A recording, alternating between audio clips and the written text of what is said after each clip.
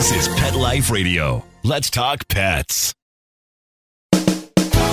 Welcome to Animal Rights on Pet Life Radio. It's your host, Tim Link, and I'm so glad you're joining us today. Super excited to talk to our next guest. She is a research scientist and part of the Duke Canine Cognition Center. And she's also a professional journalist and a best-selling author. So it's going to be exciting. Of course, we're talking about Vanessa Woods. And Vanessa's got a new book out with her partner in crime, we'll call it, Brian Hare. The new book's called Puppy Kindergarten, The New Science of Raising a Great Dog. So I love that. We can never have too many puppy early stage because we know those early stages of puppyhood are critical. So we need all the help we can get. And Vanessa's the expert at that and is going to give us the proper guidance through her new book. So everybody hang tight. We'll come back right after this commercial break. You're listening to Animal Rights on Pet Life Radio. Take a bite out of your competition. Advertise your business with an ad in Pet Life Radio podcasts and radio shows. There is no other pet-related media that is as large and reaches more pet parents and pet lovers than Pet Life Radio. With over 7 million monthly listeners, Pet Life Radio podcasts are available on all major podcast platforms. And our live radio stream goes out to over 250 million subscribers on iHeartRadio, Odyssey, TuneIn, and other streaming apps. For more information on how you can advertise on the #1 pet podcast and radio network, visit PetLifeRadio.com/advertise today. Let's Talk Pets on PetLifeRadio.com. Welcome back to Animal Rights on Pet Life Radio. Joining us now is a best-selling author, award-winning journalist, and of course part of the Duke Canine Cognition Center, Vanessa Woods. Vanessa, welcome to the show. Thanks for having me on, Tim. It's a pleasure to be here. Yeah, we're excited about it, and I love the book and all the, I will admit I'm not a science guy, but I do like to delve into the minds of everything, including our puppies, because trying to keep up with a puppy is a full-time job in itself. Yes. Yeah, and you've got the great book, Puppy Kindergarten, out. Yeah, it is a full-time job, and when there are 7 of them, I feel like it goes exponentially with each puppy. But yes. I love that. I reflect back. I remember we have schnauzers. We're a schnauzer family, and when our Buzz and Woody made their transition, we went for just a brief while without a pup, and then we started looking at people presenting schnauzers to us and saying, "Oh, this will be the perfect one for you." And next thing we know, we had a list of like 7 or 8 schnauzers. Fortunately, we figured 2 is plenty, and that's all we can handle. And I'd sort of forgotten that we went about a 20-year span between having, the puppy to the adulthood and then getting the new puppy. And I had forgotten rather quickly about what it takes to be a puppy parent. Oh my goodness. Yeah, they're just like babies. You just forget everything. And then you do it again. You're like, oh my gosh, how did I do this? That's crazy. it. I always said to you, play 10 minutes on the floor playing, then they take a nap for 5, and then they're ready to go again. You got to feed them and poo them and pee them again and teach them all this stuff. So tell us a little bit about, Puppy Kindergarten. Yeah, you call it the new science of raising a great dog. So I want to delve into that and what's your insights. So tell us a little bit about the book. So Puppy Kindergarten, it's not really a place, it's kind of a philosophy that we have. And it's about, basically a new way to raise a dog. And, I think that we're in this real cultural moment right now where, a lot has changed. Like since you raised your puppy 20 years ago, and, I know when I was a kid, dogs used to just, roam around. My dog would roam around the neighborhood. She'd jump the fence. She'd be back by dinner time, kind of like me, as in my childhood. But, within a generation or a really short time, the way we raise our kids are different and the way we raise our dogs are different too. So they're much more part of the family. Parents have a lot more influence and involvement in our dogs' lives. They're rarely off leash. We have to take them to class. We've got to make sure they get enough exercise, they're eating all the right foods. And, this comes with these wonderful benefits. We spend more time with our dogs than ever, but it also comes with a unique set of challenges. And that's really what we wanted to address with Puppy Kindergarten. I was reflecting back with my wife the other day about raising puppies from when we got our first dog when we were in college together, and all the subsequent dogs, and a plethora of other animals, of course, but dogs in particular, and the advancements and everything from veterinarian care to training techniques to food to treats to, socialization, behavior. I mean, all of it's fantastic, but it can get very overwhelming because, like you said, in my day at least, in your day, yeah, the dog was get the dog, feed the dog, let the dog run around, and there you go. There's your dog.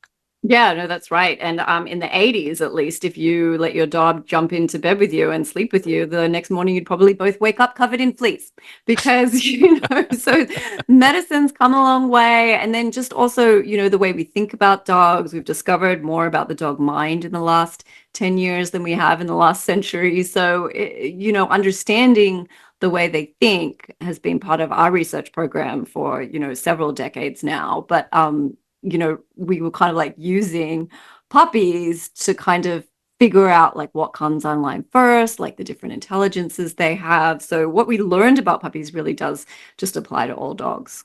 Let's talk a little bit about that, the research that you have been doing for quite some time. And I want to talk about also the surprises that come along, the advancements of it, but also the surprises going into it, maybe thinking your research was going to lead you down one path and you found out it was something totally different. Yeah, no, absolutely. And, we have like, I guess the way it kind of like just clicked for us is that, we had like thousands of people, who visit the puppy kindergarten and, in this cultural moment that we were talking about, people saying, well, is there a group of dogs or is there a breed of dogs that really kind of like fits into this modern lifestyle? And then, Brian and I realized like, oh my gosh, yes, they're these puppies. And so we work with service dogs from canine companions, and they, come to us when they're 8 weeks old, and we sort of like play this set of games with them every 2 weeks until they're 20 weeks old to kind of like see how their minds develop. So that period from like 8 to 20 weeks old is the final period of rapid brain development. So what we were really interested in is trying to graduate more service dogs, because at the moment it takes, 2 years and tens of thousands of dollars before you even figure out if they're going to make it. So what we were trying to do with this whole project was increase the number of service dogs by looking at puppies and seeing if we could predict early which puppy was more likely to make it. Now, did you find through your research that you mentioned particular breeds, and we know for service dogs, certain ones seem to excel, we'll say, but what was the factoring as far as not only a particular breed, certain ones can succeed, but are there other individual personalities that we know the animals have that may not even be part of the breed that you were considering? So I think two things. I actually think that any dog could be a service dog. It really does, as you say, depend on the individual. I think the reason why canine companions and other service dog organizations use sort of like, labs or lab golden retrievers mix is because it's what people think of is when they think of a service dog. And people with disabilities have such a high barrier into entry places anyway. Like you don't want them turning up with like, like a dachshund and saying, yes, this is a service dog, and, have them be refused entry or all the associated problems that come across with that. But having said that, service dogs do need to be a certain size if they're going to turn light switches on and off, if they're going to help you with the laundry, if they're going to pull you in a wheelchair. So I think that breed was just kind of like universally settled on because of the perception of what a service dog is, and then also what they're able to do. But what we found out with breeds, because, we have like a database of like tens of thousands of dogs in doing this kind of like citizen science project called Dognition, where they actually play the same games and do the same experiments that we do at Duke. And what we found was, because there we really have like, maybe 30, 40,000 dogs. And so we've been able to look at different breeds. And what we found is, really our main discovery with the puppies is that dogs have multiple intelligences. There is not one breed of dog that is smarter than all the other breeds of dogs. So different breeds are good at different things. And, so I think, for example, just kind of like looking at our data, I think pit bulls were the best at the memory tasks that we were looking at. Bernese mountain dogs were kind of like really high on the communication. So it's not like the breeds that you would typically think of as being smart, like border collies, German shepherds, poodles. They didn't really sort of like stand out. But, the main thing is that there's different kinds of intelligences, and, just like people, different dogs are good at different things. And, then on top of that, you've got the individual variability. So even within a breed, you can have kind of like, genius dogs, as you were, like dogs who are just like good at everything. And then you can have, dogs who are not really that great at everything. And then you have just like everything in between, right? Like, just because you have a good memory doesn't mean you're like a good communicator, and vice versa, that kind of thing. So yes, that was a long way to say you're right. Hey, as long as you get to the I'm right part, then we're all okay. As long as we finish with that. Okay. That's right. You got that. So I love the fact that, because I've always said this too. I mean, even when I reflect to some previous schnauzers that we had, they're brothers from the same litter. Oftentimes people think, well, they got to look alike. Well, they didn't. They got to act alike. They didn't. They were very much bonded. For sure. One would not go anywhere without the other. So they had that good telepathic connection and heart connection that they had, but they were totally different personalities. And one was a lot more serious, took things serious as far as watching out for the family, watching out for the door. Even though I told him he didn't have to, he could chill out a little bit. You still had that. And the other guy was just, very smart, but very fun and, go lucky. He went with the flow. And so I always told our one dog, Woody, was like my wife, super smart, focused, ready to go. And the doofus was Buzz, which was me. So that, that worked out well. No, and I think that's true of everybody who has more than one dog, is that you really see that even if they look exactly the same, like you get the same dog from the same breed or whatever, they can be completely different. Like they're just like people. And I think that's really where, the science of cognition has been really helpful, because, studying intelligence instead of just temperament really kind of like just adds a lot to this phenomenon of personality. You've been doing this for how many years now? So many. Many. I feel so old just thinking about it, but you know what? It's not as old as Brian, because he's been doing it since he was 19. So Brian really was doing this in the 90s. So, he was at the forefront of this kind of like revolution in dog cognition, because, before that, scientists didn't really think that dogs had much to offer. Like, they were kind of like dumbed down because of domestication. They couldn't really survive. They weren't as majestic as a wolf. And there was just this kind of concept that domesticated animals were dumber than their sort of wild counterparts. But it's not true. Dogs have this incredible set of cognitive skills that make them the most successful mammal on the planet besides us. There you go. I love it. Well, I didn't mean to date you there, and I've always heard, I always say, I've been doing this since I was 2, and then I start to calculate how many years I've been working with animals. Like, oh, I am getting up there, even if I started at 2. It's okay. Our friend Isabella Rossellini, she's always saying, I don't mind how old I am. I actually like to get older, so I always just look to her for inspiration. There you go. Well, when doing the research behind it and putting together the book, Puppy Kindergarten, what will the readers gain from the total insight, or any aha moments, without giving the whole book away, but anything that are like, wow, this is cutting edge, or this is something that I've read every puppy book out there, from positive training to dominant training to this to that. This particular book, Puppy Kindergarten, is going to teach me what little tidbit that maybe you don't see anywhere else. I think it's that what service dogs have to teach us about raising great dogs, and what service dogs have to teach us about this cultural moment that we're in right now, where, the role of dogs has just changed so much from what they were before. As you say, one of your schnauzers was like, a guard dog and a protector, even though he didn't have to be, but that's what dogs were. And that's what they have been for like 14 to 40,000 years. Our relationship was, built on the fact that they could defend our property and our loved ones and, our houses from external threats. And we don't need that anymore. And as a matter of fact, we don't want that anymore. And, so now we're changing really fast from all this emphasis on breeds and what's a breed is supposed to be and what they're supposed to, sort of like what they're supposed to bring to the table, to this really dramatic shift of like, actually, no, we need a dog who can sit quietly with us in a cafe. We want dogs who are going to be kind to children and gentle with the elderly. We want a dog who can come with us on family vacations and be with us in our lives in a way that service dogs have been for, over a century. I mean, they're so ahead of the curve. So I think that's really something that's new and surprising to a lot of people. Just kind of like identifying, number one, that we are in this cultural moment, and then number two, really thinking about what is the kind of dog that we want and how different that is to anything that we've, wanted from them before.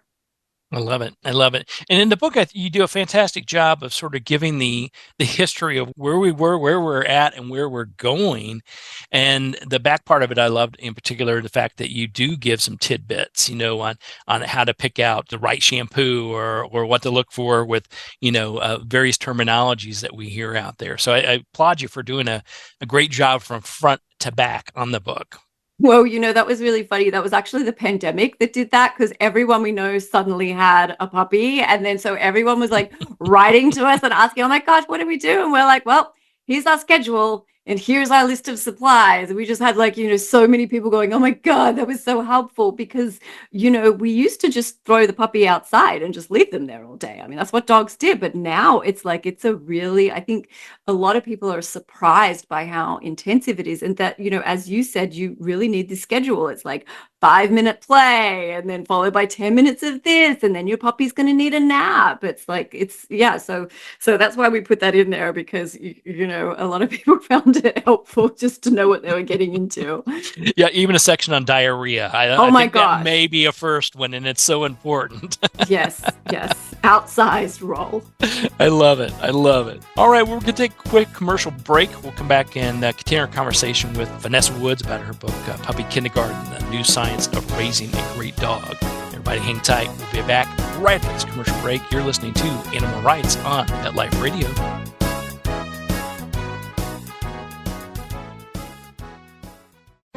Hi, this is Tim Link, animal communicator and pet expert and host of Animal Rights on Pet Life Radio. Have you ever wanted to know what your pet is really thinking? Do you want to find out if they truly understand what you're trying to tell them? Or wish you could build a better understanding and closer relationship with your pet? Well, now you can. Learning to Communicate with Animals is a 4-part on-demand workshop. In the workshop, you'll learn the essential techniques that are necessary to communicate with animals, including what is animal communication, breathing correctly to achieve the perfect state to communicate with your animals at a deeper level, using guided meditation exercises, a method to communicate with animals, and how to send and receive information from your animals. So if you're wanting to learn how to communicate and connect with your animals at a deeper level, visit PetLifeRadio.com/workshop and purchase and download Learning to Communicate with Animals. You'll be glad you did.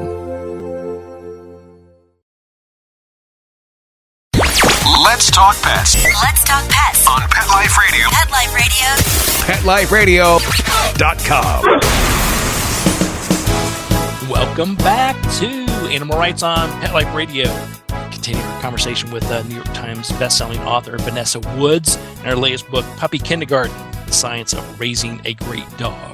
So, Vanessa, when everybody picks up a copy of the book and they read through it, whether they have a puppy or not, what do you hope the takeaway is from this?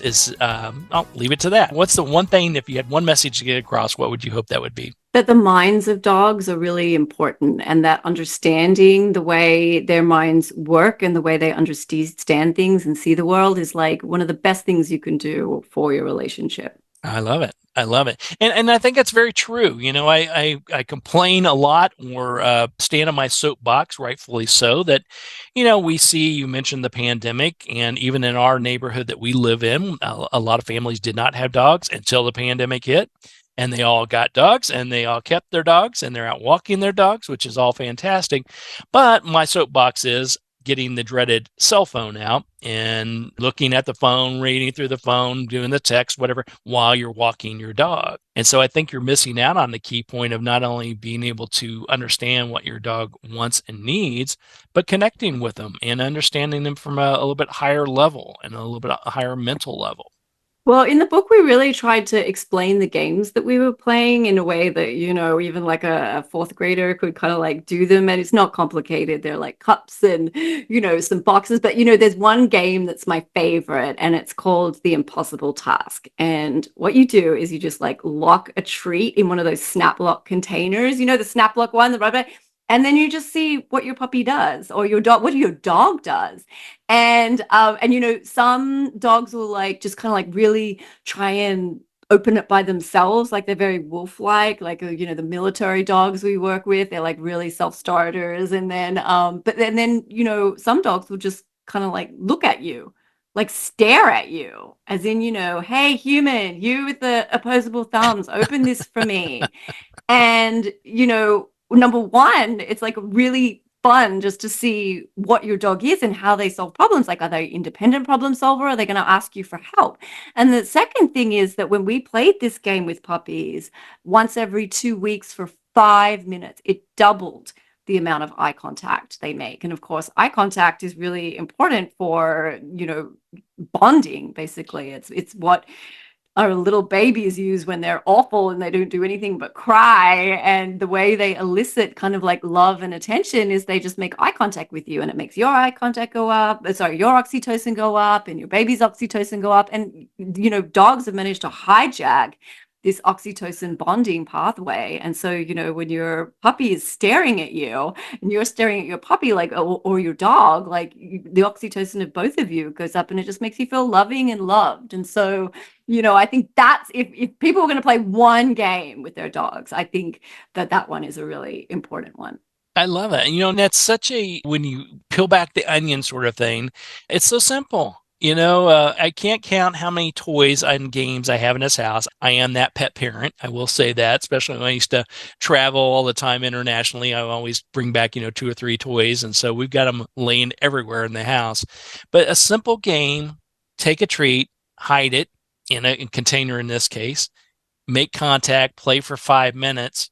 It makes the world of difference. You can connect it with your animals at a much deeper level. Yeah, no, and it's just like kids, right? I mean, yeah, you can hang out with your kids while you're on your cell phone, but I mean, they want to play with you. Like they want to do something with you, and it doesn't have to be expensive and it doesn't have to be complicated. But I think, pet owners, that's why Dognition was so successful, is because it was a new way to play with their dogs, like engaging with them and asking them to make choices that allowed dog owners to kind of, see how their dog thought and understood the world. And that's not something you can do just by kind of, watching them run around. I mean, you have to ask them questions and, they got to make choices. I love it. I love it. And everybody can learn all about this when they pick up a copy of Puppy Kindergarten, The New Science of Raising a Great Dog. So now, Vanessa, we know you're a world-class journalist and top-notch best-selling author and have this latest wonderful book out. So we've got to pick your brain a little bit about writing in general. Your techniques, what's your methods? Are you a 5 a.m. every morning, 5,000 word person? Or are you like me and you got a week till deadline, you got to get something out? Well, that's funny because you're such a great writer. I wouldn't have thought you were like a crush to the deadline. And you're also so prolific. I wouldn't have thought that you would have had, I would have thought you'd have to be writing all the time. Well, thank you for reminding me to put the check in the mail to you. While I get that out there. But for us, I'm just like a consistent writer. I write every day when I can. I mean, I'm running the puppy kindergarten. I've got 2 kids. Everybody's got their schedule. So it's just kind of like a really write when you can kind of thing. Like sit down, you got 30 minutes, you like smash it all out and stuff like that. And then Brian, and I write together. And we'll just be like emailing each other while we're sitting next to each other. It's just kind of like, it's not really like talk. It's much better if it's just emailing back and forth. So yeah, that's how we do it. But I mean, writing about puppies is just such a joy because you just remember all the funny things they did and like the different puppies and the ones who were like crazy genius puppies and the ones who were like really struggling with tests that were like developed for pigeons. So I mean, it was just, and then everything in between, right? So yeah, no, this book was a joy to write. That's great. Yes, they are. Just the idea. I mean, dogs in general, I get a kick out of them every day. One of my schnauzers is 12, and she just constantly surprises me every day on the fun and active things. You know, she brings fun to the table. That's her role. That's what she chose to do, and it's constant, fun time, play time with her. It makes me reflect back to those puppy days when we first started this journey together, and what we did and what we wished I would have done even better. It's a learning process as we go along. So it is a joy. Well, I think you and Brian probably need to play the hide the treat in the container game so you can at least still 5 minutes together instead of emailing each other back, sitting next to each other. I think that's the key. Well, it's good, and that's very helpful from a writing standpoint because obviously I've been doing this show for quite a while, and I know a lot of great writers and authors that write at various platforms, and everyone has their own unique take on it. And that's why I try to bring to the listeners is the fact that you can be that 5 a.m. every morning, 5,000 word per author and writer. You can be the last minute person. You can be still whatever amount of time you can. The fact is, you have such a busy schedule, obviously, and family life and work life and job life, all of this, but still managed to put together a world-class book. And I applaud you for that. Oh, thanks so much. Yeah.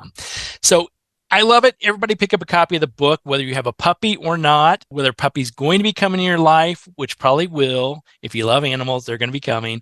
But learn a little bit about the background, the science, and everything, and some new techniques. Pick up a copy of the book. It's called Puppy Kindergarten, The New Science of Raising a Great Dog.